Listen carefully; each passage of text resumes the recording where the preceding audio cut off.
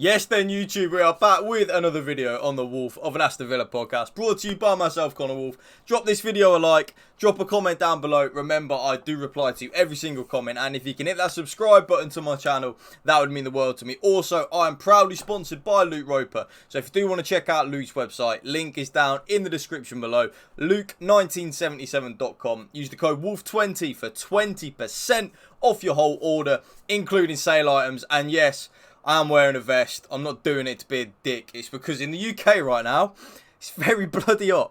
So yeah, today's video is actually going to be a very simple video, and I'm going to ask you the question right away. So let me know in the comment section down below. Have Aston Villa started the season well? The word I would say would be average. I don't know whether you agree or disagree. I think personally, we have had an average start to the season. I think there are what's the word? Mitigating? There are circumstances which play into that, by the way, I think, which I'll go into a lot of depth in this video. You know, the Mings injury, the Buendia injury, stuff like that. But I think on the whole, with the optimism that we had going into the game, the first game of the season away at Newcastle, to where we are now, I would say average. That's the word that I'm always getting, that I'm feeling, is just average. I don't know why. I feel like it's not even the performances against Newcastle. It's not even the results, sorry, against Newcastle and Liverpool. Because I think all of us, even as diehard Aston Villa fans, would have probably maybe expected a loss away at Anfield and away at St James's Park. I think everyone would agree would probably lose both. My argument comes in with the performances in both of them games. The performances, especially on Sunday, I was going to say yesterday, especially on Sunday, away at Anfield, for me, was very, very, very alarming. So a little quick recap. I'm going to go with you through how this season has gone for us. We started off the season, of course, away at St James's Park. We did get absolutely spanked 5-1 by Newcastle. Of course, that game, I think everyone, including myself, kind of put it down to just a one-off. You know, Buendia had picked up an ACL injury literally a day or 2 days before that on the Thursday. Mings then, of course, went off after 20 minutes with an ACL injury. So we'd lost two players that would have definitely started that game. Well, would have 100% played that game, Mings and Buendia. Two long-term injuries where they're both going to be out for the season. You then add into the fact that Moreno is currently injured, so we don't have our first choice left back. Ramsey's currently injured, so because of that, we're having to play McGinn off the left rather than the right, where McGinn's a lot better. And Ramsey and Moreno actually have a really good link-up on that left-hand side. So I think a lot of us kind of just thought, yeah, you know what? One of them games, we'll write it off. And we got absolutely spanked. And we never win at St James's Park anyway. Our record there is absolutely abysmal. So I think a lot of us, including myself, just thought it was a one-off. These things happen. We move on to the next game, and I think a lot of us said we have to beat Everton at home, and we did. We put in actually a really good performance, especially with the amount of pressure that was on that game. A lot of people had then really ridiculed us in the media and stuff like that, so there was actually quite a lot of pressure on that first home game against Everton, which we did win 4-0. Could have even been more. We absolutely demolished them from minute 1 to minute 90. Really, really, really good performance. Then we move on to the Conference League qualifying against Hibs.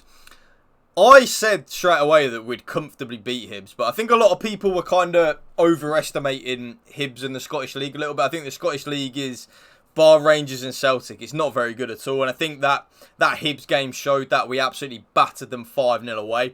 And then we move on to the Burnley game. Now, this was what a lot of us were calling like a really good test, because of course we'd got spanked away at Newcastle, but then won at home against Everton. And a lot of people were just saying, yeah, it's only Everton, so, you know.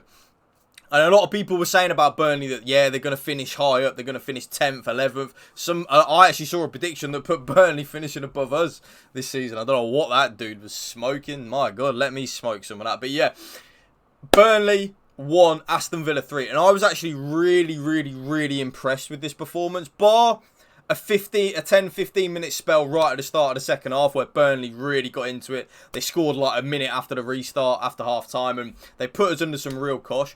We were brilliant. Like, we were absolutely brilliant from minute 1 to minute 90, bar 45 to about 55, 56 minutes. We were unbelievable. We dominated the ball. We created chance after chance. We had the overlap with Digne on the left. Matty Cash playing right wing because Leon Bailey picked up a knock. He scored 2. And I was really thinking like, yeah, fair play. We are really going to have a very good season this season. And then we go on to the Hibs game. It's just like whatever, innit? Like, we're already 5-0 up from the first game.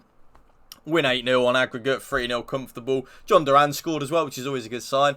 And then we go to the Liverpool game. And this is now where I'm going to go back to the big screen. Because I feel like this is really where a lot of us fans are feeling right now. The Liverpool game.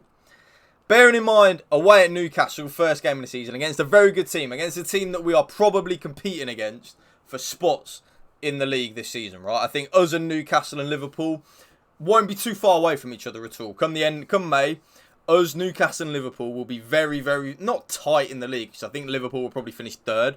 But I think we'll be around the same area. And we will. I really firmly believe that. Maybe not Liverpool, but I think definitely us and Newcastle will be around the same area. Fighting for the same places. What happened away at Newcastle? We went 1-0 down within like the first 5 minutes. Okay, so Unai Emery would have been telling his team, telling Aston Villa, away at Anfield, stay compact. Don't give anything away for the first 10, 15 minutes. Try and quieten the crowd down, away from home. Keep the ball like we do, blah, blah, blah, blah, blah. It's like deja vu, honestly. We're 1-0 down in 2 minutes away at Anfield.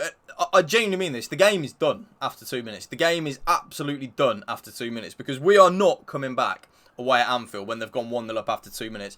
Especially with how glowingly Jurgen Klopp speaks about us, Aston Villa. He really likes Unai Emery and really thinks we are a good team. So he would have had Liverpool on it from minute 1 in that game. As we saw, they straight away scored. And it just got me thinking that how has our season actually started? Because it's kind of, we've got a 50% win rate, which is actually quite good. If we win 19 games, that's 57 points over the season. Pick up a few draws. We'll be there or thereabouts for top 5, top 6, definitely with that point total. But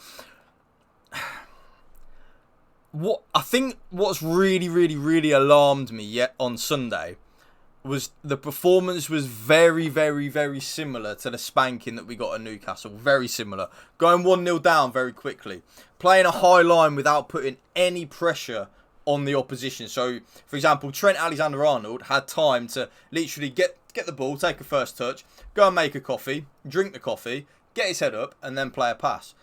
Why play a high line if you're not going to put any pressure on the ball? I still, 2 days on, do not understand what we were trying to do at Anfield. I've watched the 90 minutes back, because I like to do that. I always like to watch the game live, which I did in very legal ways. And then I like to watch the game back on not on highlights. I like to watch the full 90 minutes back, like the next day or the day after. And I did that this morning. Watched the game back. I still don't know what we were trying to do in that game. And I don't. And it was very, like I said, it was literally deja vu to the Newcastle game, where we're playing a high line, but we're not putting any pressure on the opponent to stop them playing balls over the top. Well, why are we playing a high line then?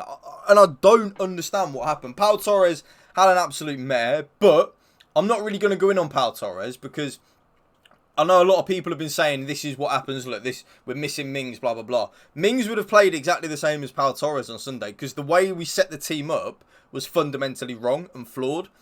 Mings would have still been playing the high line like Pau Torres, but he'd have just constantly been getting balls over the top like Pau Torres did because there was no pressure on the ball at source. So, like, I don't actually think we missed Tyrone Mings in that game on Sunday at Liverpool. I watched the game back this morning, the whole 90 minutes. I don't know what Tyrone Mings would have done differently to Pau Torres. Tyrone Mings maybe wouldn't have tried passing out from the back in some instances and would have just cleared it long. But the fundamental issues of the team in terms of how we set the team up was flawed.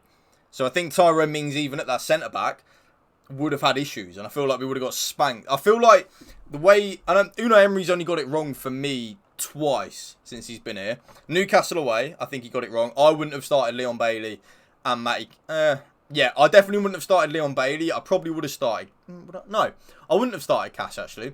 I'd have started Concert at right back, Mings in the middle, Pau Torres left-sided centre-back, and Digne left-back. That's what I'd have gone with away at Newcastle to get some height and physicality in the team. But Unai Emery didn't do that.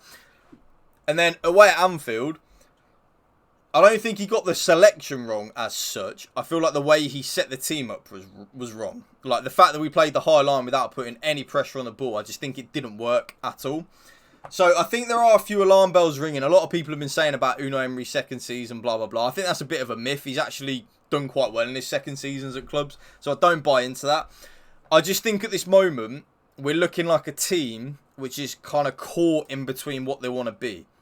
So do we want to be a high line team? Because if we do, we then need to put more pressure on the ball against the better teams. Because it's all right playing a high line against Everton and against Burnley. They haven't got the quality to play the balls over the top. Right?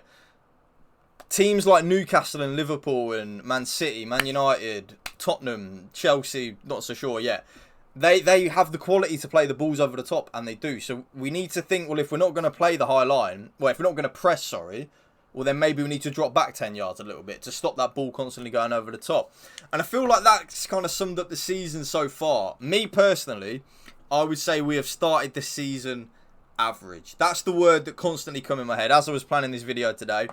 The word that was constantly in my head was just average. I think we've won the games that we should have won. For example, Everton, Burnley, Hibs. And the Burnley game was very, very, very good. That was a really good performance. Really, really, really good. By about 10 minutes of the second half, we were flawless in that game. Absolutely flawless. And like what Spurs did. Spurs won 5-2, didn't they, on Saturday against Burnley. We should have scored 5 or 6.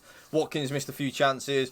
Matty Cash missed a good chance as well. Like, we could have easily have scored 5 or 6 as well. So that Burnley game was unbelievable. Everton game was really, really, really good. Although I think Everton are pretty shit, to be honest to Everton. No offence to any Everton fans. But we then think, well, if we beat the teams that we were meant to beat, the results, and I feel like this gets lost on Twitter. I see a lot of people moaning on Twitter at the minute about, oh, we were expected to lose against Newcastle and Liverpool away. It's not the result that bothered me, really. It's the performances, and it's the fact that I don't think we learned anything from that Newcastle game, because Unai Emery set us up, not with the same personnel, but with different personnel, set us up in the exact same formation, in the exact same tactics in terms of high line, no pressure on the ball. So that's what's alarming me, the fact that we haven't seemed to have learnt from that Newcastle spanking. We then get absolutely spanked again by Liverpool. Could have even been a hell of a lot more than 3-0. Like, it probably should have been more than 3-0. I know we missed some chances as well, but defensively we were all over the place. But again, like I said, I'm not going to go in on Pau Torres and Konsa for that, because I feel like whoever played at centre-back in that game against Liverpool on Sunday, they'd have struggled, because we were playing the high line with no pressure on the ball. It just did. I know I'm going over it, but I still can't get my head around what we were trying to do. I really don't. And I've watched the game back this morning, the whole 90 minutes. What are we trying to do? What? I don't know what we were trying to do in that game. So, like I said, average. To improve, I think we need to play a different way away from home against the better teams, and I do. I think if we continue to play this way away from home against, for example, we play Crystal Palace, then Chelsea away, right? We'll lose at Chelsea if we play that way. We will, 100%. And then that'll be another loss away from home. I think we'll probably beat Crystal Palace, although they've got some good players that can cause us problems. Eze, and I think Elise might be back for that game as well. So, like, Eze, blah, blah, blah. They're good players. Very, very, very good players. So that'll be a tough game, but average is the word. I think we were all had such high expectations going into this season, and I think we did, didn't we? We really, really, really did have high expectations going into this season. I still think we can get top 6. I do. I think we can. If we can sort out how to play away from home in terms of stop being naive. I really felt that away at Anfield, I thought Unai Emery was quite naive, and away at St James's Park as well. I think he was quite naive to the teams, which surprises me with Unai Emery, because you'd think Unai Emery would be very much not naive. I don't know what the opposite word to naive is, but it wouldn't be naive, right?